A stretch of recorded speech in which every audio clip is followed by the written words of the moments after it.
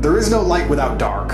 I think the ancient Chinese nailed it when they put the yin and yang together. You have the black and the white and they flow into each other, and there's a little bit of white in the black, there's a little bit of good in the evil, and there's a little bit of evil in the good. And if life is perfect all the time, you don't appreciate anything. I actually think one of the worst lives you can have is a life where everything goes right all of the time. If you're spoiled to that degree, especially as a man, as soon as you reach any kind of difficulty, you're going to crumble. Somebody said to me before, they lack energy and they lack motivation. And I said, nobody lacks energy and motivation. You just focus it in the wrong directions. I would guarantee if you find a person who lacks energy and motivation, he's trying to get girls all day, he's messaging girls on Instagram all day who ignore him. I guarantee he gets road rage when somebody cuts him up. No, you get angry and you have energy and you have motivation when somebody pulls in front of you in traffic or when you see some on Instagram, but you don't have motivation to do anything else. You don't lack energy and motivation. It's pointing in the wrong direction. We all have an innate energy inside of us. We all have a life force. And most people are just directing it in the wrong direction completely. And that's why we're getting decimated in real time. The Matrix has come along and it's distracted us all with bread and circuses. And I refuse to do it. I refuse to sign up to things that don't directly benefit my life or benefit the future for my children. I don't think if a sports team wins, it's going to benefit the future for my children. And I don't think if I jump up and down like a f***ing ketamine taking peasant in a concert, it's going to benefit my children. You have 10 years left to save your bloodline from eternal slavery, and you lack motivation? You are born to lose, sir. You are a loser. All of your ancestors who fought saber-toothed tigers should have just laid down and died because they fought their best for you to be born so you could jack off to Pornhub during the last few years where you stand a chance to save your last name from eternal serfdom. You are and you deserve to be poor. The last thing you should lack in the mess of the world today is motivation, because you are running out of time. And I'm telling you as a rich man who made it out, I can see the gap is closing. I can see it. So you should certainly see it. I'm above in the clouds, looking down on the hole closing in. You're down below, looking up, watching it close, and you lack motivation to build a ladder. Oh, well, maybe tomorrow. Maybe government will save me. Maybe if I vote for the liberals, they'll give me money. Slave minds, clowns, fools.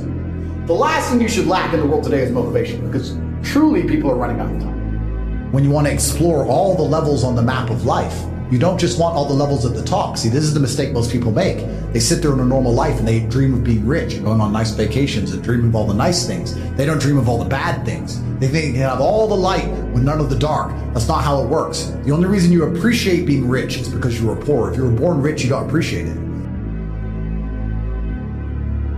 The only reason you appreciate being in good health is because you were once sick. When you're sick, you'll do anything to be healthy. If you've never experienced sickness, you don't know what health is. There is no light without darkness. So I've had to get up a bunch of times, and I do not pray for an easy life. I pray for a difficult life with difficult challenges to solve and being strong enough to handle them. I've never tried to make my life easier. In fact, quite the opposite. And I think that life is going to continue along this way. If you really want an exceptional life and to do exceptional things, you can't only hope for the positive exception. So if you want the highs, you have to accept the lows. And I want the highs. I want to make sure my human experience is as varied as possible. So I've had to get up thousands of times, and I'm sure I'll have to get up thousands of times more, but I know me as a person and I know I'll never stay down. So I'm unafraid. Well, I think that envy is designed to motivate, but the Matrix has taken envy and it's corrupted it. So I've always been, I've told this story on other podcasts before, but I've been an envious person. I've told this story because it was so pertinent to me about how most people don't care. I was walking to school. I was walking to sixth form college in Luton. I was 16, 17 years old. And I used to have to walk about an hour each day to school, and it was raining, and I was walking. And I was walking with three of my friends in a Ferrari. It was an F430, I think, pulled up at the... That was my first Ferrari, that was. Yeah. Pulled up at the lights, made a bunch of noise, and I was standing there, and I watched it, and then the light went green, and he just tore off. I said to my friends, I was like, bro, how do we get Ferraris? And he's like, what do you mean? I was like, my mom is on a council estate, single mother. She raises 3 kids on 300 pounds a month. We can barely afford food. He has 200 grand for a car. Liquid for a car. Something is broken. None of the teachers at school have Ferraris. None of our university professors have Ferrari. No one else I know has a Ferrari. What do we have to do to break the matrix and find the money? This is all a lie. I want a Ferrari. And my friends were like, don't know. That's why I have Wrong friends. Well, no, that's why I have Ferraris and they don't. That's why I now have 33 Ferraris. Because I was envious. I was envious of this man. Most people don't care. But you turned envy to learning how to figure it out. Well, I turned envy into anger, and anger is power. But what we have people doing now, because they don't believe in themselves, because the matrix has dampened their soul, when they feel envious, because they want to level the playing field, which is all envy is. Instead of trying to elevate themselves, they try and drag others down. So when people look at my life and they're envious of me, what they should say is, he's truly from the most humble possible socioeconomic beginnings. He is a person of color, from a council estate, a single mother household. He's at the bottom, and he made it up to the highest echelons. He's on the phone with Elon Musk and is a billionaire. He can do it, I can do it. But they don't believe in themselves, so what they do instead is, well, I want to level the playing field, so I got to drag him down. So envy, when you're trying to drag others down, is actually, it's just laziness. Because you feel envious, but you don't have enough fire about yourself to go out there and attack the world and equal the playing field with vigor. So you want to equal the playing field by dragging someone else down. It's just laziness. Lazy people act that way. If you know good men, all they want to do is, most of the time, is work. What men who are good want to do most of the time is some version of work. Training, making money, organizing their life, getting their car clean, whatever. It's a degree of work. Women love fun. Women want fun all the time. And fun is where all the haramities appear. It's where all the negative organs appear. You're only going to get in a fight if you're going out trying to have fun. You're all like drugs and rape charges and physical violence and assassinations. This all is linked to fun. Yeah. If you want fun, you're dragging all this shit into your life. Wasting getting money. Drunk. Yeah. If you want to just work, you can avoid a lot of bad things. Someone goes, "You want to go out?" I'm like, "No." You can go, here's the address, my team will take you, have a great time, go get a bunch of bitches, go pop balls, go do. I'm gonna sit here on my computer. I'm boring, but I guess it generates millions and millions and millions and millions of dollars and millions of dollars. So if you have goals you want to achieve, I ask you, what people do you have around you? What network do you have around you of people you can sit down with and they are competent and they're not lazy and they're not stupid and they're not self-interested and they believe in the greater cause where you can work as a fraternity to achieve said goals. How are we going to do this? We now want to do this. How shall we do it? And we got it done. This is what's another thing that's amazing to me about motivation. I don't feel motivated. Newsflash, neither do I sometimes. You're not going to always feel like doing it. You have to do it anyway because it's your duty to do it because you don't want to be a fucking loser. That's the whole point. If you felt like doing it all the time, then there would be no magic to it. The magic is that you do it regardless of how you feel. What do you mean you need motivation? You don't need motivation. You have a duty to not be a loser anymore because the hole in the sky is closing. Am I hard on myself? Yes. Does that benefit me? I believe so. I'm hard on myself because life is hard. I think But could life be easier if you thought life was easy? Because isn't life what you see, not what it is? What's the point in having an easy life? Why would I want an easy life? If someone were to say to me, "Do you want an easy life?" I'd say that sounds boring. I mean, did Genghis Khan want an easy life? Did Alexander the Great want an easy life? Did any of the men you can remember from history, any of the ones that actually matter, ever want an easy life? If I meet a man and he says, "I want an easy life, I just want a stress-free life," I look at him and think, "You're born to lose. You're born to lose, sir. You can have your stress-free life, and you can serve me my latte, and you can fuck off. Because you're not made to, life is war. And it's going to be stressful. And Life isn't always war. Of course it is. Life is war. Every single aspect of life is war. Not losing your temper in traffic on your way to a podcast is war. Trying to get a girl that the other guy wants is war. Trying to buy a Ferrari that everybody else can't afford is war. Trading is war. Fighting is war. Life is war. I see war everywhere. When I see a big, beautiful oak tree, I don't see a big, beautiful oak tree. I see a tree that destroyed all the saplings around it and crushed them mercilessly. It's war. Life is war. That's why I'm gearing up for war so heavily, because this war, when people ask me why I don't try and avoid it, I don't think most people understand that this war is coming for everyone. It can't be avoided.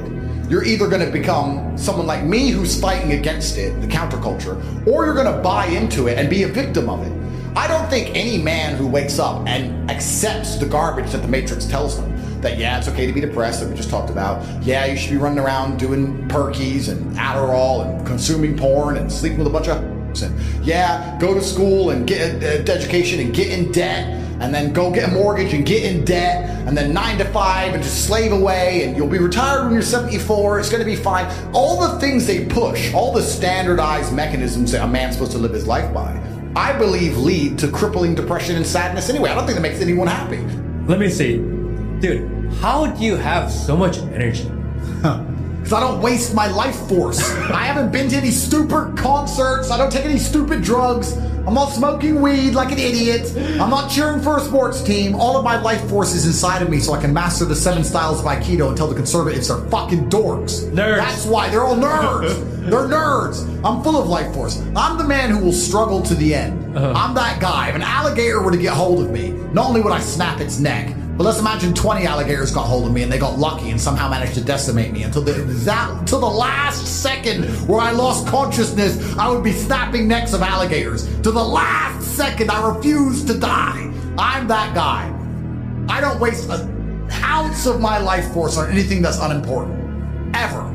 So I refuse to be distracted. The Matrix wants to distract me. They've identified me. They're like, Andrew Tate is a threat. He's full of power, and he believes in God, and he's a slick talker, and he motivates people, and he has a bunch of money, and he's big and strong and tall and handsome and charming and interesting. He's got a long Johnson. We have to distract this man. We have to give him something he's interested in outside of fighting the Matrix. And they're trying to come at me with all these beauty queens and these sponsorship contracts, and I'm resisting it all. No, I have a mission, and I'm on the mission. We're talking to the people. We must be animated. We have a job to do.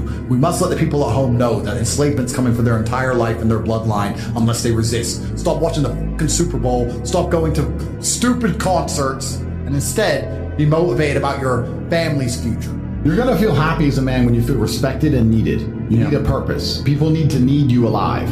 If you're the kind of man who everyone's life can function perfectly fine if you get struck by lightning, then you're not going to feel happy. You're going to feel happy when you realize that people need you.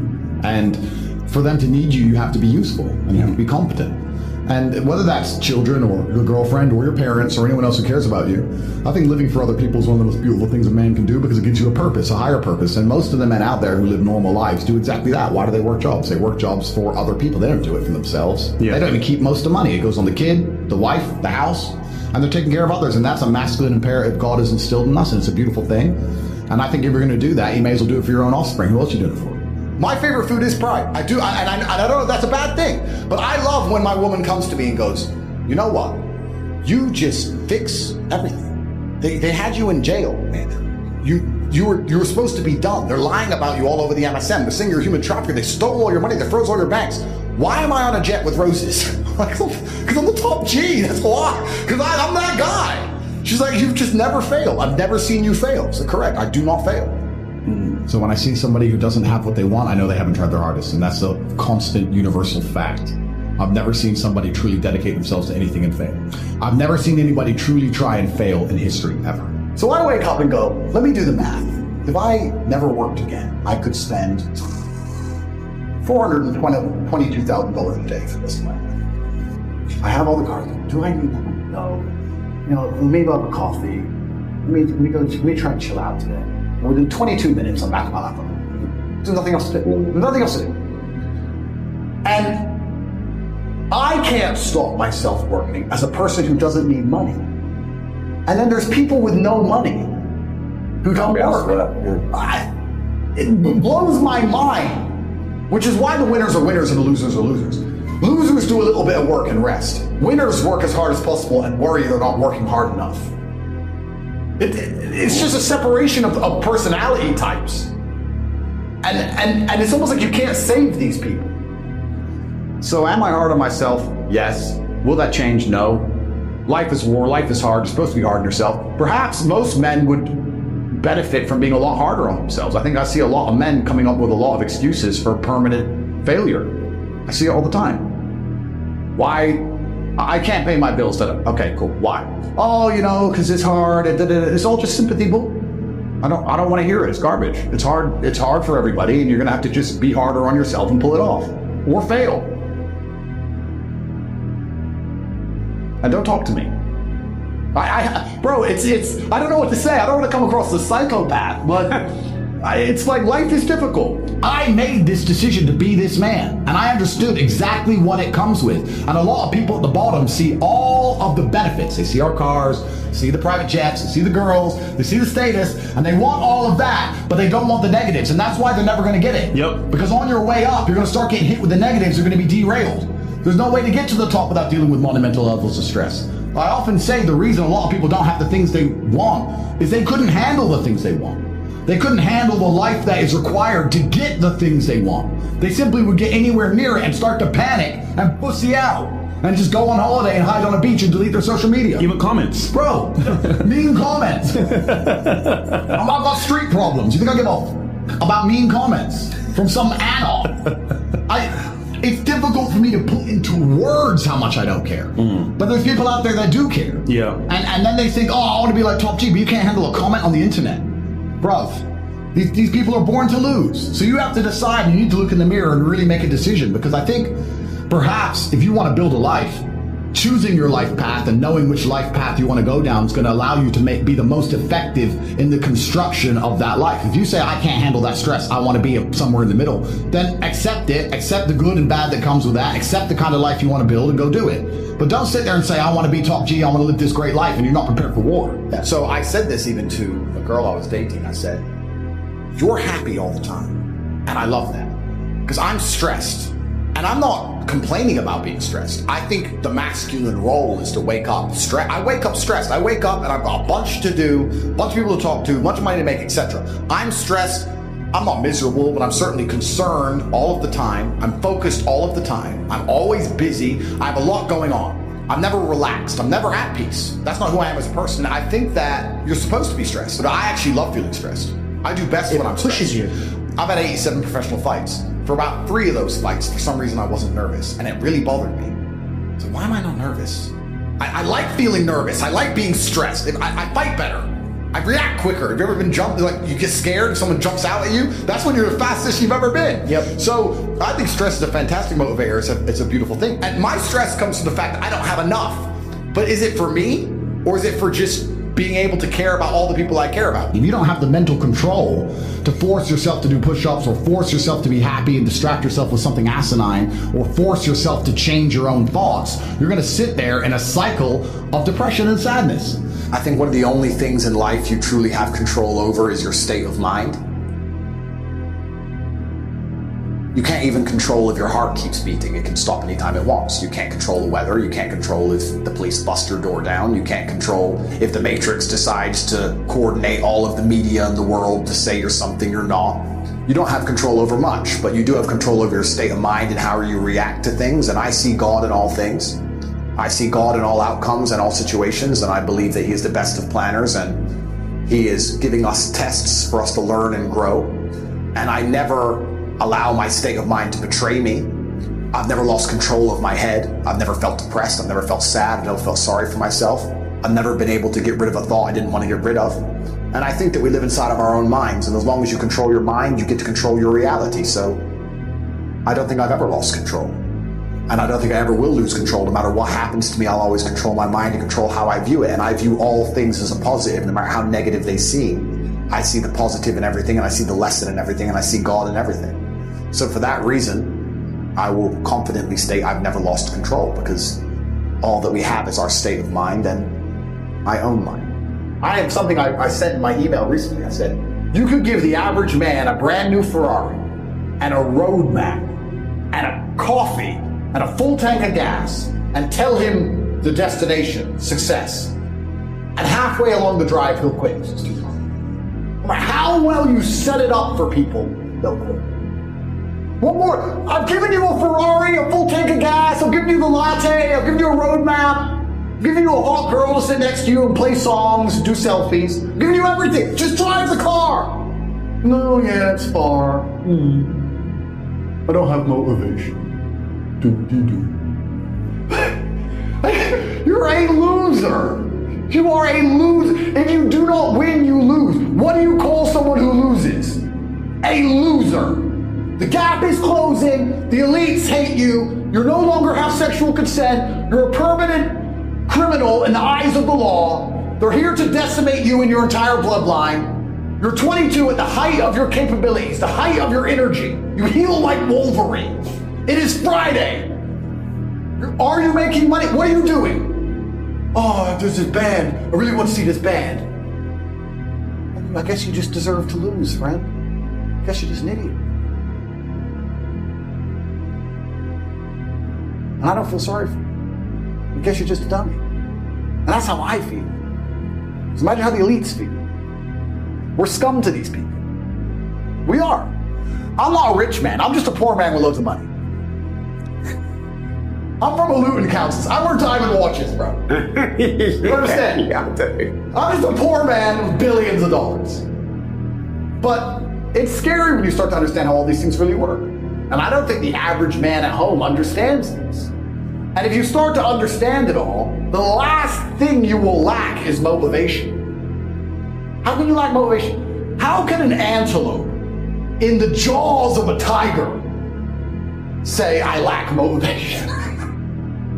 I'm tired. I'm horny. I want to jerk off. Bro, they're ripping out